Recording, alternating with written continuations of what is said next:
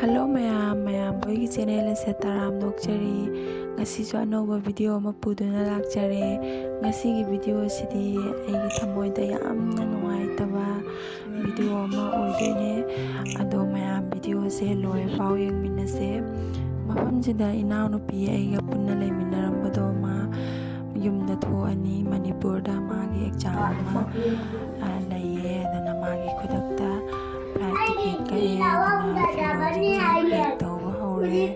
Mawai na kanna pek tawiri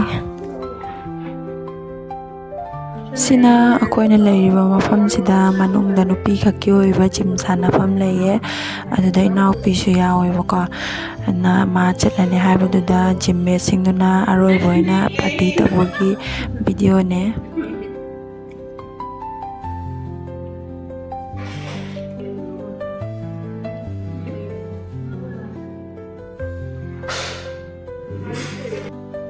Hayeng chatlani haibagiduda muka moi mayam se gipuduna lakpire yumda cha thak sumaina chaminare ado wami budi watliba atei budi ado moi atei dudi siloina mak amau ngatane akoi sipa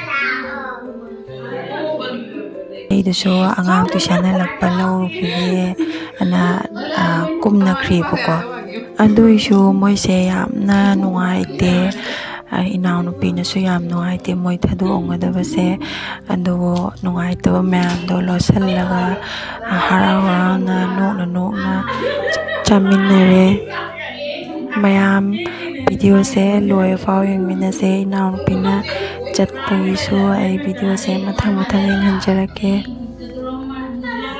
moi mayam sina inaw pi se karam kan mafam sida laktoino na hangda paukum je pifam khangdreba laktabadi aisu tamba ngamde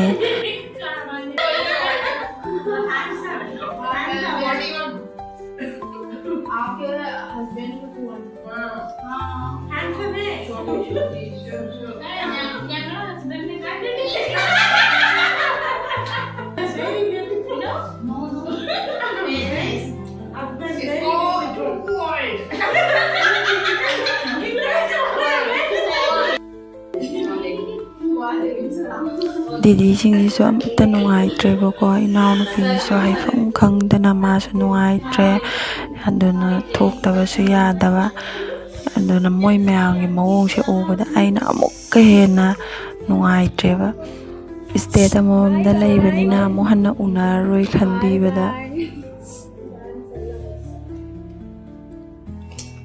ticket fix मेरा वो नहीं आता tension है tension free हो जाओ happy be happy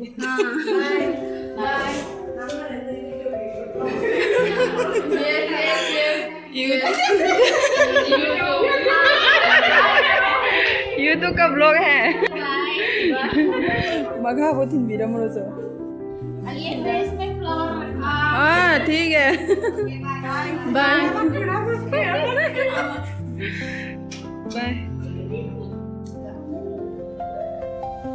Didi singje satkraba matungda muka khoiga punna leiminaba kasardagi ichi amana inaw nupiga khoi punna lao kainom chaminase haina ngarang dagi hairabanebako aduna mi se adum mathang maga adum mafam je tinaba mamanabi ado sumaina adum lakpada numit takibana halebako chatpa nangdreba mayamdu uknaba hotnaringaida moi loina chalhangraga ichi hoida lae yaudore yamna lapnaba natebako aduna ai mathang yenghanjarake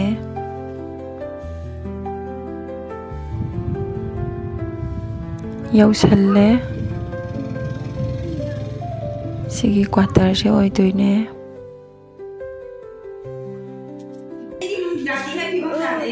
फजई हमला इसी जिने लाक्ट्रिबा लारुद्रो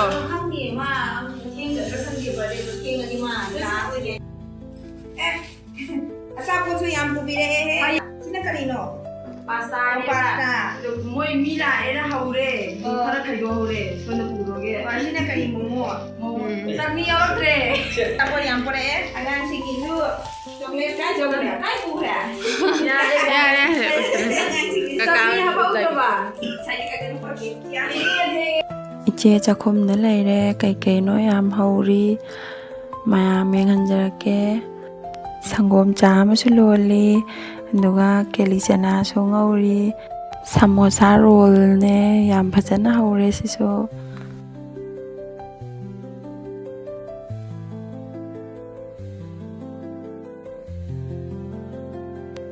yam thangdore samosa roll keli chana momo aduga pasta angang makhaina kai leihage sida leire thoibusu leire santasu leire sanaput sanari amasu watli lakadaba moi party se punrade pura yum kase thang bajane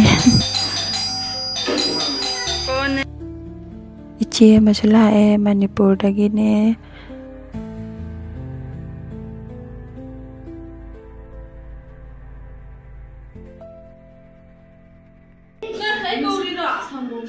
Mai jangan liba, coklat jangan liba.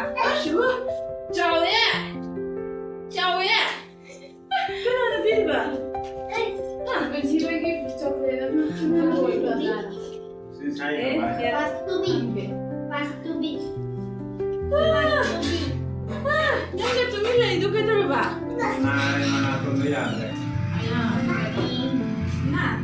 Nah, share itu video tu orang Manung leh betul. Sini. Video luxury ya na. Ini makan dong. Ahum dah thong kita ni. Ini mari tu ni.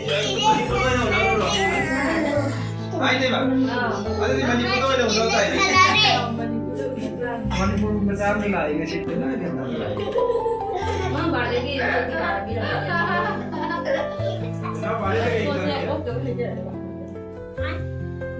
Balik lagi jalan. Saudara,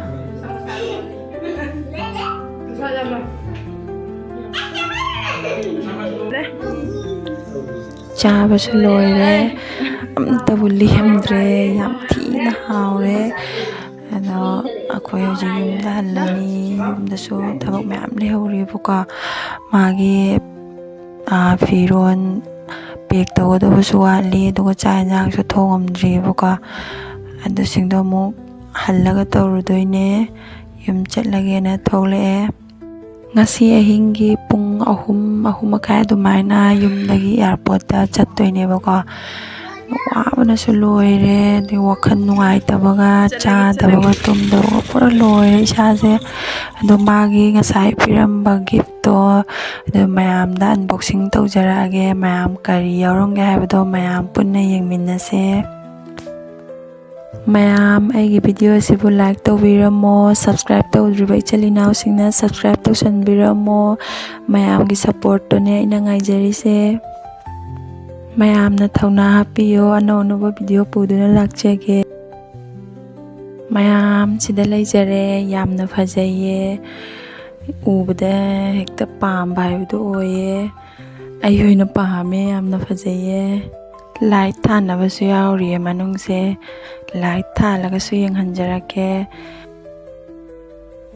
ani subasisu yenghanjarake se leijare sisu yam phajaye lumlum kalauraga mayam hojik pung 13 makai tare nungdangi akhoi ngatang potharage aduga pung 3 da mu hawalaga thok toine airport chattoine adudi mayam video se mathang yenghanjarake mayam yengminase A few moments later.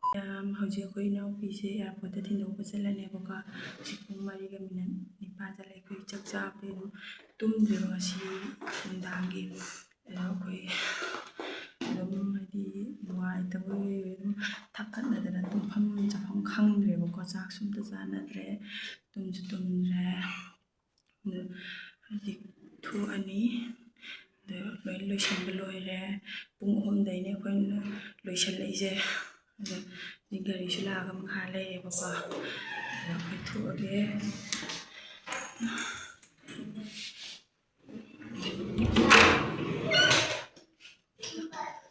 housekeeping ay video se mathang mathang yenghanjarake mayam video se loibo yengminasi nuhaitabna loire pura tanjase uring am thokchilleine tawrise wakhan nuhaitari uring thoe haise chumba jani wakhan nuhaitabna loire mathang mathang yenghanjarake akhoi hojik makhada kume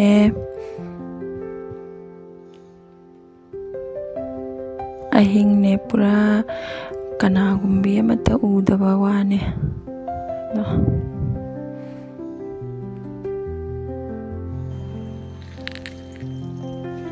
gari su ngasai lakrabane ado mana side amada khama lei hai thojin lei sida lei thoibana inaupi da cheche na kawe baka ado mana cheche chatpe aroi na yade ba made pochai loisan ba pek to ka se chathan be aroi kai gino noina cheche chathan doi si chatpe aroi na maga dum chana ba leiba khot ba aduna chatpe aroi na made yade ba ko ma hojik tummi ai de ne loisan la puthok pe se mana khali je muk chatluraga amo halak pai wakhan ne ba ko ado ma horen kamaina tawge ha budo yengse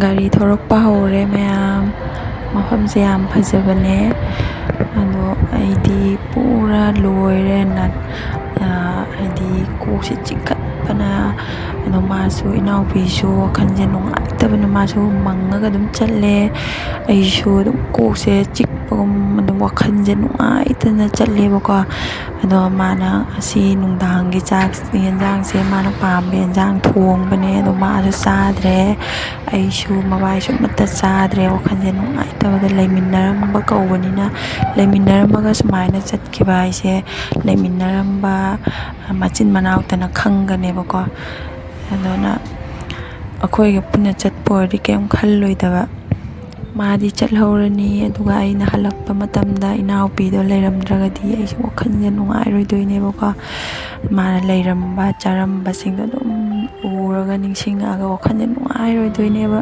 adubu upai leite hoji airport yauchale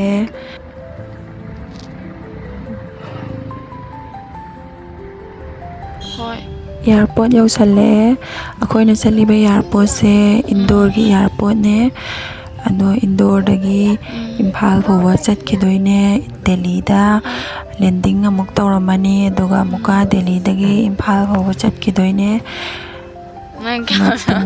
ma hoji pung 8 makhai gi flight ne aduga pung ammaga minute 40 adumaina imphal da thungdoine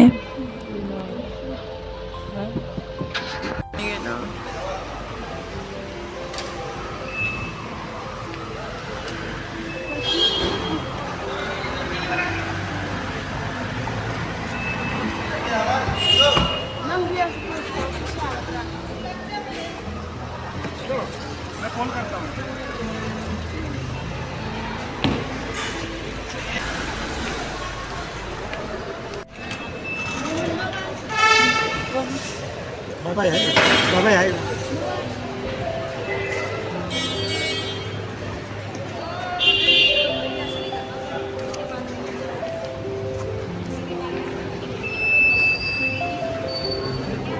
inaupi su kawame aduga nungaita changkre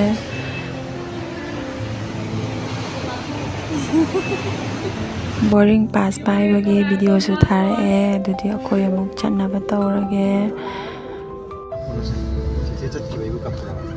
thoiba je chatse yadre bako cheche leihowre cheche purakise na kappada yadre ma se